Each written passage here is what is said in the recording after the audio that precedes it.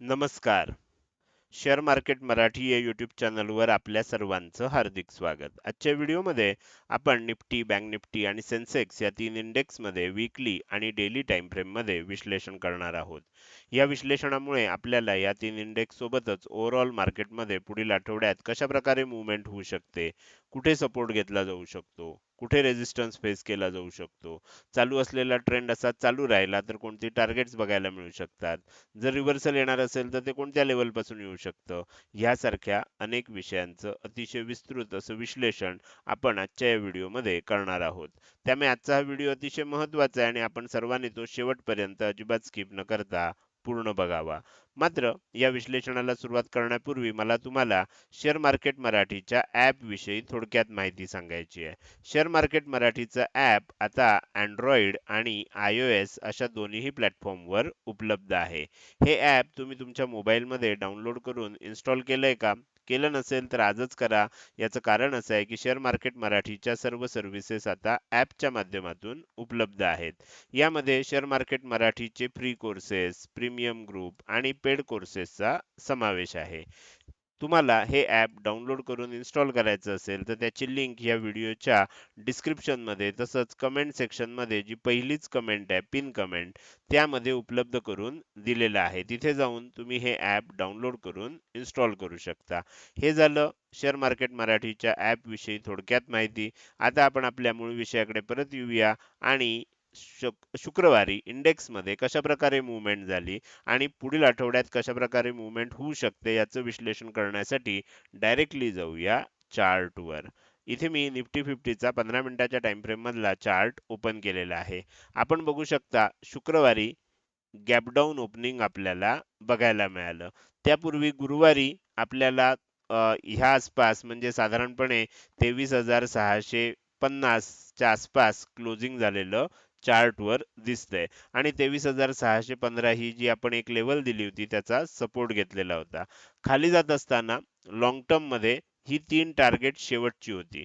म्हणजे आपली जी सिस्टीम आहे त्या सिस्टीम नुसार मी जी टार्गेट काढलेली होती 23,615 हे पहिलं टार्गेट होतं, 23,425 हे दुसरं टार्गेट होतं आणि 23,275 हे तिसरं टार्गेट होतं.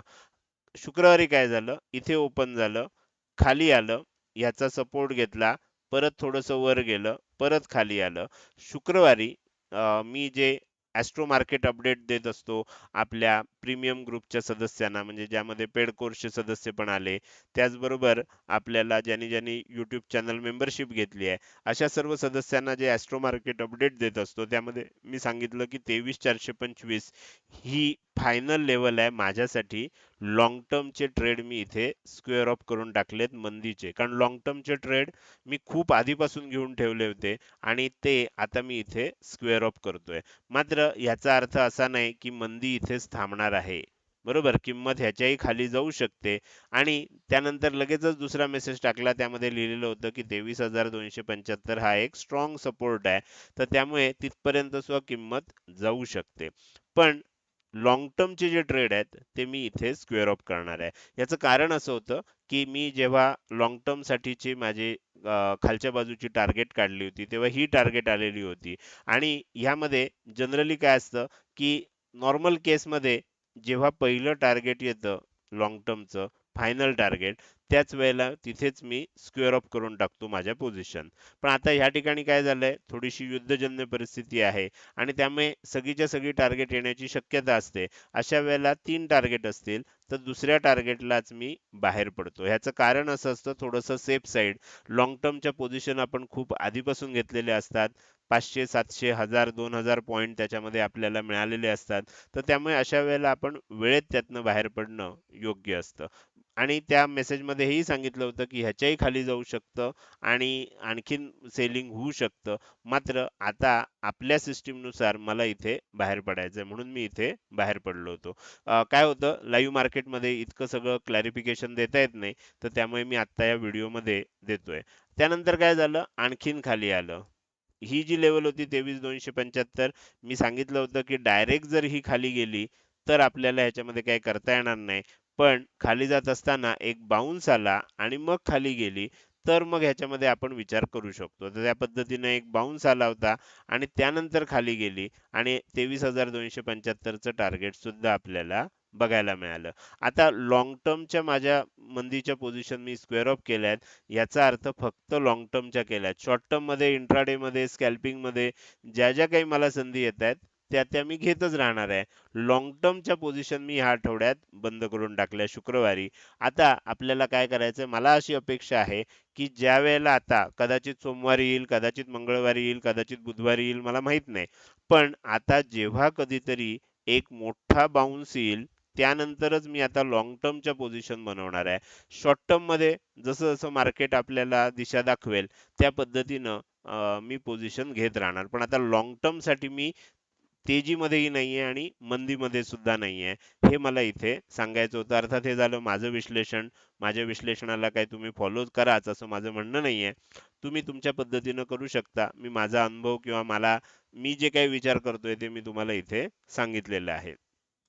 शॉर्ट टर्ममध्ये पोझिशन चालूच राहतात, कारण शॉर्ट टर्मच्या पोझिशन कशा असतात, सकाळी घेतल्या, तासा 2 तासांनी काढल्या, संध्याकाळपर्यंत काढल्या किंवा दुसऱ्या दिवशी काढल्या. लाँग टर्मच्या पोझिशन कशा असतात, 8-8, 10-10 दिवस, 12 दिवस, 15 दिवस अशा चालू असतात. तर त्या सगळ्या मंदीच्या पोझिशन मी स्क्वेअर ऑफ करून टाकल्यात. आता काय झालं, त्यानंतर सुद्धा तुम्ही बघितलं तर एक स्टेप बाय स्टेप जसं आपल्याला खाली जाते किंमत, तशा पद्धतीनं खाली जातानाच आपल्याला दिसते. अजून कुठेही तेजीचं चिन्ह दिसत नाही. तेजीचं चिन्ह कसं दिसेल? अचानक अब्रप्ट आपल्याला मोठी तेजी होताना दिसेल किंवा खालच्या बाजूला आपण जर बघितलं तर आपल्याला डब्ल्यू पॅटर्न बनताना दिसेल आणि अब्रप्टली एकदम खूप मोठा बाउन्स होताना आपल्याला दिसेल. असं व्हायला लागलं की ओळखायचं की आता हळूहळू मार्केटमध्ये ट्रेंड रिव्हर्सल होऊ शकतोय. मी मागच्या व्हिडिओमध्येच सांगितलं होतं तसं 20 तारीखच्या आसपास म्हणतोय, मागे पुढे 1-2 दिवस होऊ शकतात. मार्केटमध्ये लो लागण्याची शक्यता आहे आणि त्यानंतर एक बाउन्स येण्याची शक्यता आहे, असं मला वाटतंय. आता बघूया काय होतं. तर सध्या तरी आपण या परिस्थितीमध्ये आहोत.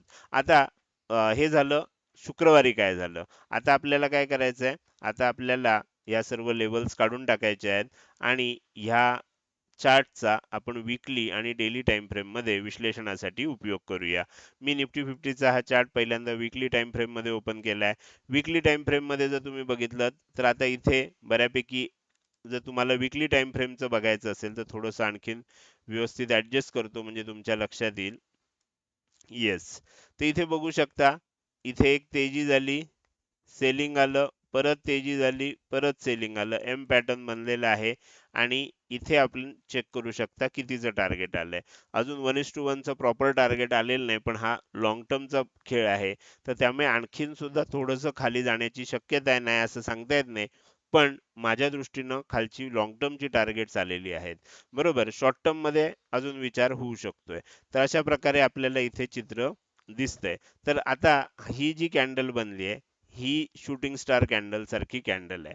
म्हणजे खालच्या बाजूला आपल्याला लाल गोळा दिसतोय, वरच्या बाजूला धुराची रेषा दिसते, म्हणजे जसं आकाशातनं एखादा गोळा तुटून पृथ्वीच्या गुरुत्वाकर्षणामध्ये आल्यानंतर ज्या पद्धतीनं दिसतो, खाली आग दिसते आणि वरच्या बाजूला धुराची रेषा दिसते, तर म्हणून ह्याला शूटिंग स्टार असं मानलं जातं. प्रत्यक्षात काही तारा तुटून असा छोटासा पडत नाही, तारा हा खूप मोठा असतो, पण म्हणायची पद्धत अशी आहे की त्यामुळे ह्याला शूटिंग स्टार पॅटर्न म्हणतात.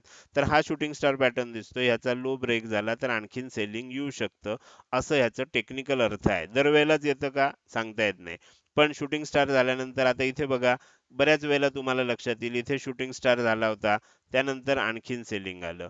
इथे शूटिंग स्टार झाला होता, त्यानंतर आणखीन सेलिंग आलं. तर असं जिथे जिथे तुम्हाला शूटिंग स्टार दिसतात, इथे बघा शूटिंग स्टार झाला होता, त्यानंतर आणखीन इथे हे तिन्ही शूटिंग स्टार झाले, पण ह्या तिसऱ्या शूटिंग स्टार नंतर बाउन्स आला. बरोबर, तर ह्या सर्व गोष्टी लक्षात घेऊन आपल्याला पुढचा विचार करावा लागतो. तर इथे सुद्धा शूटिंग स्टार बनलाय. आता काय होतंय हे आपल्याला बघणं भाग आहे. पण शूटिंग स्टारचा लो ब्रेक झाला आणि त्याच्या खाली टिकलं, एखादा दिवस टिकलं तर आणखीन सेलिंग वाढू शकतं, असं चित्र आपल्याला इथे दिसतंय. तर हे झालं विकली टाइम फ्रेम मध्ये निफ्टी 50चा चार्ट आपल्याला काय सांगायचा प्रयत्न करतोय. आता आपण जाऊया डेली टाइम फ्रेम मध्ये. डेली टाइम फ्रेम मध्ये सुद्धा काय होतंय बघा, जर तुम्ही काळजीपूर्वक बघितलं तर इथे कसं होतं, म्हणजे इथे टॉप साधारण बनल्यानंतर अल्टरनेट डेजला ग्रीन रेड कॅन्डल बनत होते, इथेही अल्टरनेट डेजला बनतायत. इथे 3 रेड बनल्यात, तीन ग्रीन बनल्या, परत एक रेड, दोन ग्रीन, चार रेड बनल्यात, त्यानंतर तीन ग्रीन बनल्यात, बरोबर. एक रेड, एक ग्रीन, आता सलग चार बनल्यात. म्हणजे प्रोबॅबिलिटी आपल्याला काय सांगते की एखादी ग्रीन कॅन्डल बनू शकते, ती खालच्या बाजूला सुद्धा बनू शकते, पण एक ग्रीन कॅन्डल आता बनण्याची शक्यता निर्माण झालेली आहे. तुम्ही कधीही बघा, तीन इथे झाल्या, एक ग्रीन कॅन्डल बनली, दोन झाल्या ग्रीन, चार सलग एकसारख्या झाल्या, रेड बनली. तर तुम्ही चार पाच कॅन्डल झाल्यानंतर इथे बघू शकता की इथे पाच कॅन्डल झाल्यानंतर एक ग्रीन कॅन्डल बनली. म्हणजे एक प्रोबॅबिलिटी जर बघितली, शक्यतेचा जर विचार केला, तर आता एखाद दुसऱ्या कॅन्डल नंतर इथे एक ग्रीन कॅन्डल बनण्याची शक्यता आता निर्माण झालेली आहे. तर अशा प्रकारचं चित्र आपल्याला दिसतंय. बऱ्यापैकी भरपूर मोठं सेलिंग झालेलं आहे. 26,000च्या वर गेलेली किंमत तुम्ही इथे बघू शकता. मी तुम्हाला दाखवतो. 26,000च्या वर गेलेली जी किंमत होती, 26,400च्या आसपास, इथे 300-400च्या आसपास बनलेला, तिथपासून आता आपण काय झालंय 23,000 पर्यंत, म्हणजे 3,000 पॉइंट पेक्षा जास्तचं सेलिंग आता निफ्टीमध्ये आलेलं आहे, घसरण झालेली आहे. तर आता भरपूर घसरण झाली आहे, एक छोटासा बाउन्स अपेक्षित आहे, आणि बाउन्स नंतर काय होईल त्यावर मग पुढच्या सर्व गोष्टी अवलंबून असतील. तर हे झालं निफ्टी फिफ्टीचं विश्लेषण. आता आपण पुढे जाऊन बँक निफ्टीचं विश्लेषण करूया. बँक निफ्टीमध्ये लॉंग टर्म मध्ये तुम्हाला आठवत असतील तर मागच्या आठवड्यापासून आपण ह्या तीन लेवलचा जास्त विचार करतोय. 53,895 पहिली लेवल आहे, 52,060 दुसरी लेवल आहे, आणि 50,690 ही तिसरी लेवल आहे. तर इथे पहिलंच टार्गेट आलेलं आहे. म्हणजे शुक्रवारी जर बघितलं तर हे जे सेलिंग आलं त्याच्यामध्ये लॉंग टर्मचं पहिलं टार्गेट आलंय. लॉंग टर्मचे अजून दोन टार्गेट बाकी आहेत. पण आता काय झालं, निफ्टीमध्ये सगळी टार्गेट आल्यामुळे थोडंसं साशंकता झाली आहे, आणि हे टार्गेट सुद्धा लॉंग टर्मची असल्यामुळे खूप मोठी मोठी आहेत. म्हणजे 53,895, म्हणजे साधारणपणे 53,900च्या खाली 52,060 आहे, बरोबर. म्हणजे जवळजवळ 2,000 पॉईंट खालचं टार्गेट आहे. 1900 पॉईंट वगैरे एवढं मोठं टार्गेट आपल्याला इथे दिसतंय. तर त्यामुळे थोडंसं सावध राहणं आवश्यक आहे. पण ही खालची टार्गेट्स आहेत, त्यातलं पहिलं टार्गेट अचीव झालंय, इथेच आपलं काम पूर्ण झालं असतं असं आपण समजतो. तर त्यामुळे शुक्रवारी ते टार्गेट आलंय. आता येणाऱ्या काळात खाली गेलं तर ह्या लेवल्स आहेत एवढंच आपल्याला माहिती असू द्या, कारण हे लॉंग टर्म आहे. सलग खाली जाईल असं नाही, आणि ही सगळी टार्गेट येतील असंही नाहीये. पण आत्ताच्या ह्या परिस्थितीमध्ये काही होऊ शकतं, म्हणून आपल्याला माहिती असणं आवश्यक आहे. आता आपण काय करूया, ही सर्व टार्गेट्स काढून टाकूया, आणि वीकली आणि डेली टाइम फ्रेम मध्ये चार्ट कसा दिसतोय हे समजून घेऊया. वीकली टाइम फ्रेम मध्ये बघितलं तर तुमच्या लक्षात येईल, मागच्या आठवड्यात सुद्धा मी तुम्हाला सांगितलं होतं की शूटिंग स्टार बनलेला आहे. त्याच्या मागच्या आठवड्यात सुद्धा इथे शूटिंग स्टार बनला होता, इनसाइड शूटिंग स्टार होता. त्याचा लो ब्रेक झाल्यावर मोठं सेलिंग येऊ शकतं, परत एक शूटिंग स्टार बनला, परत एक शूटिंग स्टार बनला, आणि आता जर तुम्ही बघितलं तर आता तुमच्या लक्षात येईल की किंमत आता अशा स्टेजला आली आहे की जिथे पूर्वी सपोर्ट रेजिस्टन्स हा आपल्याला होत होता. मी तुम्हाला थोडंसं मागे नेऊन दाखवतो, म्हणजे तुम्हाला बऱ्याच गोष्टी लक्षात येतील. ओके. म्हणजे हे जे 2-3 पॉइंट मी आता काढतोय ना, हे 2-3 पॉइंट जर बघितले, म्हणजे तुम्हाला अगदी व्यवस्थित समजून घ्यायचं असेल मार्केट टेक्निकली, तर तुमच्या लक्षात येईल की हे 3-4 पॉइंट आपल्याला असे दिसतायत की जे पूर्वी रेझिस्टन्स होता. ह्या एरियात बघितलत, इथून मागे गेलात तर तुम्हाला काय दिसेल, ह्या ज्या 3-4 लाईन मी काढल्यात, ह्या सगळ्या रेझिस्टन्स आहेत. इथे गेली किंमत खाली येत होती, इथे गेली खाली येत होती, बरोबर. पण एकदा इथून वर गेल्यानंतर हा एरिया सपोर्ट म्हणून काम करतोय, हा एरिया सपोर्ट म्हणून काम करतोय, आणि आता इथे सपोर्ट मध्ये किंमत आलेली आहे. ही पण गोष्ट टेक्निकली आपल्याला लक्षात ठेवली पाहिजे. तर ह्या सपोर्टला आली आहे. अरे ह्याचा अर्थ असा नाही की सपोर्टला आली आहे म्हणजे प्रत्येक वेळेला इथनं बाउन्स घेईलच. सपोर्ट कधीतरी ब्रेक पण होऊ शकतो, पण इथे सावध राहणं आवश्यक आहे.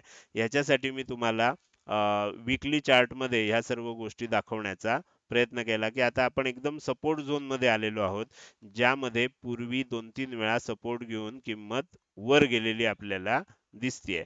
तर त्यामुळे सावध राहणं आता आवश्यक आहे. पण मागचे सलग 3 आठवडे नॉन स्टॉप गॅपडाऊन ओपनिंग नंतर सेलिंग कंटिन्यू होताना आपल्याला दिसतंय. तर हे झालं वीकली टाइम फ्रेम मध्ये. आता आपण जाऊया डेली टाइम फ्रेम मध्ये. डेली टाइम फ्रेम मध्ये सुद्धा इथे जर बघितलं तर इथे सुद्धा आपल्याला लॉ ऑफ ॲव्हरेज किंवा लॉ ऑफ प्रोबॅबिलिटी बघितली तर 4 कॅन्डल नंतर ग्रीन बनली आहे, 3 कॅन्डल नंतर 2 रेड बनल्या आहेत, बरोबर. त्यानंतर मध्येच एक ग्रीन बनली आहे, इथे रेड बनली आहे, ग्रीन बनली आहे, रेड बनली आहे. म्हणजे इथे काय होतंय, इथे आपल्याला अजूनही इव्हन प्रोबॅबिलिटी चालू आहे. सलग कुठल्या कॅन्डल बनलेल्या नाहीत. तिथे मात्र वीकली टाइम फ्रेम मध्ये मात्र सलग बनलेले आहेत 3 कॅन्डल. त्यामुळे आणि सपोर्ट मध्ये आलेलो असल्यामुळे एक बाउन्सची शक्यता लक्षात घेतली पाहिजे आता, असं मला वाटतंय. अर्थात ही शक्यता आहे, जर याच्या खाली तुटलं तर आणखीन सुद्धा खाली जाऊ शकतं. तर त्यामुळे सोमवारी, मंगळवारी थोडंसं सावध राहणं आवश्यक आहे. असं आता आपल्याला दिसायला लागलं आणि जशी 20 तारीख जवळ येतेय, 2-3 दिवस मागे पुढे असल्यामुळे आपल्याला थोडंसं सावध राहणं आवश्यक आहे. तर हे झालं निफ्टी 50 मध्ये वीकली आणि डेली टाइम फ्रेम मधील विश्लेषण. आता पुढे जाऊन आपल्याला सेन्सेक्सचं विश्लेषण करायचं आहे. मात्र त्यापूर्वी मला तुम्हाला आपल्या YouTube चॅनलच्या मेंबरशिप विषयी थोडक्यात माहिती सांगायची आहे. तुम्ही आता आपल्या YouTube चॅनलवर जॉइन बटन क्लिक करून आपल्या चॅनलची मेंबरशिप घेऊ शकता. सबस्क्राईब बटनच्या शेजारी आपल्या चॅनलवर हे जॉइन बटन आता आलेलं आहे. तिथे जाऊन तुम्ही काय करू शकता, हे सिलेक्ट करू शकता जॉइन बटन आणि तिथे तुम्हाला चॅनलची मेंबरशिपची सर्व माहिती वाचता येईल आणि त्यानंतर तुम्ही जॉइन करू शकता. नुसतं जॉइन बटनला क्लिक केलं म्हणजे आपली मेंबरशिप जॉइन होत नाही. आधी तुम्हाला सर्व माहिती वाचायला दिलेली असते. प्लॅन सिलेक्ट करायला दिलेला असतो. 4 प्रकारचे प्लॅन ठेवलेत आपण. ब्रॉन्झ मेंबरशिप आहे, सिल्वर मेंबरशिप आहे, गोल्ड आहे आणि प्लॅटिनम आहे. दुसरी महत्त्वाची गोष्ट, तुम्ही विंडोज लॅपटॉप, डेस्कटॉप वापरत असाल किंवा Android फोन वापरत असाल, तर तुम्हाला इथे दाखवलेले दर आहेत. ह्याच दरानं ती मेंबरशिप घेता येईल. पण जर तुम्ही Appleचं डिव्हाइस वापरत असाल, म्हणजे iPhone वापरत असाल, iOS सिस्टमवाला किंवा MacBook वापरत असाल, तर अशा वेळेला ह्या किमतीमध्ये थोडीशी किंमत जास्त वाढलेली दिसून येऊ शकते. याचं कारण Apple इन ॲप पर्चेससाठी जास्त चार्जेस घेतो. बरोबर? तर ही गोष्ट आपल्याला इथे लक्षात ठेवायची आहे. तर तुम्ही ह्यापैकी कुठलीही मेंबरशिप घेऊ शकता. सध्या आपण गोल्ड मेंबरशिप आणि प्लॅटिनम मेंबरशिप याच्यावर जास्त फोकस केलाय आणि त्याच्याशी जास्त कंटेंट आपण देत असतो.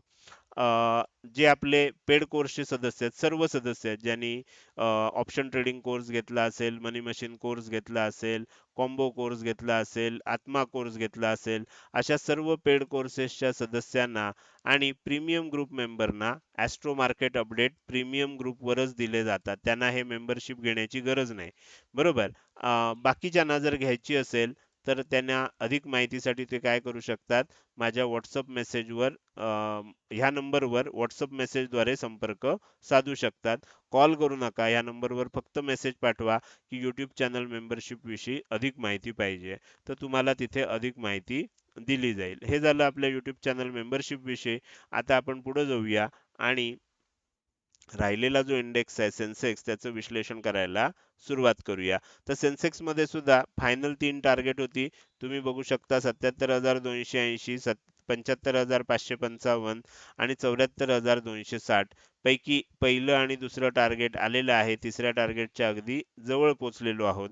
तर हे सुद्धा आपल्याला फॅक्टर लक्षात घ्यायला लागतात, की बाकीच्या इंडेक्समध्ये काय चालू आहे. मी जरी निफ्टी 50 मध्ये ट्रेड करत असलो, तरी बाकी इंडेक्समध्ये काय चाललंय हे सुद्धा आपल्याला थोडंसं लक्ष ठेवायला लागतं. कारण तिन्ही इंडेक्स कोरिलेशनमध्ये चालण्याचा प्रयत्न करत असतात. प्रत्येक वेळेला चालतात असं नाही, पण चालण्याचा त्यांचा प्रयत्न असतो. तर त्यामुळे आपल्याला तिथे सुद्धा लक्ष ठेवणं आवश्यक आहे. तर इथे 3 टार्गेट आलेली आहेत.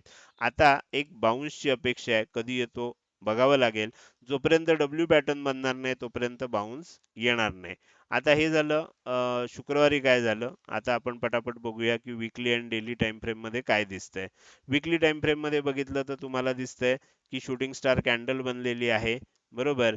म्हणजे इथे थोडंसं वीकली टाइम फ्रेम मध्ये जर बघायला गेलं, तर थोडंसं सेलिंग आलं होतं, थोडं बाईंग झालं, परत सेलिंग, परत बाईंग, परत सेलिंग असं होत होत इथे ग्रीन कलरची शूटिंग स्टार बनली होती. बरोबर? आणि इथे आता काय झालंय, रेड कलरची शूटिंग स्टार. ग्रीन कलरची बनली होती तेव्हाही सांगितलं होतं, की शूटिंग स्टारच आहे तो. लो तुटला तर त्याच्यामध्येही सेलिंग येणार. तर ही गोष्ट लक्षात ठेवली पाहिजे. त्या पद्धतीनं गॅप डाऊनच ओपन झालं, गॅप भरली गेली आणि पुन्हा सेलिंग कंटिन्यू झालं. आता इथे सुद्धा जर बघितलं, तर इथे सुद्धा बऱ्यापैकी आता आपल्याला लक्षात येईल, की ह्या भागामध्ये सुद्धा आपल्याला एक सपोर्ट झोनच्या आसपास आता किंमत आलेली आहे. इथे जर तुम्ही बघितलं, तर हा सपोर्ट झोन आहे. तर ह्या सपोर्ट झोनच्या आसपास किंमत आलेली आहे. तुम्ही हे मागे गेलात तर तुम्हाला लक्षात येईल, की मागे सुद्धा त्याच लेवलच्या आसपास कुठेतरी सपोर्ट रेझिस्टन्स लेवल होत्या. म्हणजे मागे जर तुम्ही हे ड्रॉ करायला गेलात तर तुमच्या लक्षात येईल की तिथेच सपोर्ट रेझिस्टन्स लेवल होत्या आणि त्याच ठिकाणी आता हळूहळू ती किंमत येते. त्यामुळे इथे कुठेतरी सपोर्ट घेतला जाऊ शकतो. ही गोष्ट लक्षात ठेवू शकता. तर हे झालं सेन्सेक्समध्ये वीकली टाइम फ्रेममध्ये चार्ट कसा दिसतोय. शूटिंग स्टारच आहे. लो तुटला तर आणखीन खाली जायला स्कोप आहे. ह्या सपोर्ट झोनपर्यंत येऊ शकतो. अशा प्रकारचं चित्र आपल्याला दिसतंय. डेली टाइम फ्रेमवर बघायला गेलात तर डेली टाइम फ्रेमवर आपल्याला त्याच पद्धतीनं दिसतंय. हळूहळू हळूहळू किंमत खाली येताना दिसते. फक्त एक हे त्याच्यामध्ये लक्षात ठेवायचं की सलग 4 रेड कॅन्डल बनल्यात. ग्रीन कॅन्डल बनण्याची प्रोबॅबिलिटी आता वाढतीये. एखाद दुसऱ्या कॅन्डल नंतर जर रेड बनणार असेल तर त्याच्यानंतर नक्की ग्रीन बनू शकते. नाहीतर सोमवारी सुद्धा ग्रीन बनू शकते. अशा प्रकारचं चित्र आता तयार झालेलं आहे. तर हे झालं तिन्ही इंडेक्सचं विश्लेषण.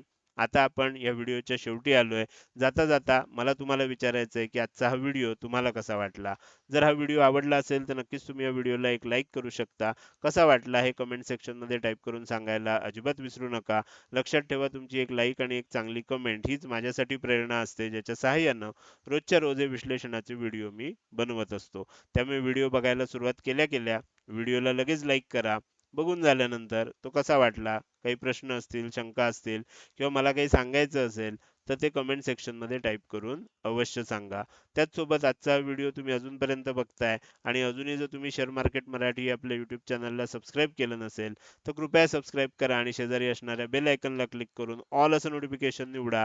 म्हणजे इथून पुढे रोजच्या रोज येणारे हे विश्लेषणाचे व्हिडिओ मी अपलोड केल्या केल्या तुम्हाला विनाविलंब बघता येतील. आजच्या व्हिडिओमध्ये मी इथेच आपली रजा घेतोय. धन्यवाद.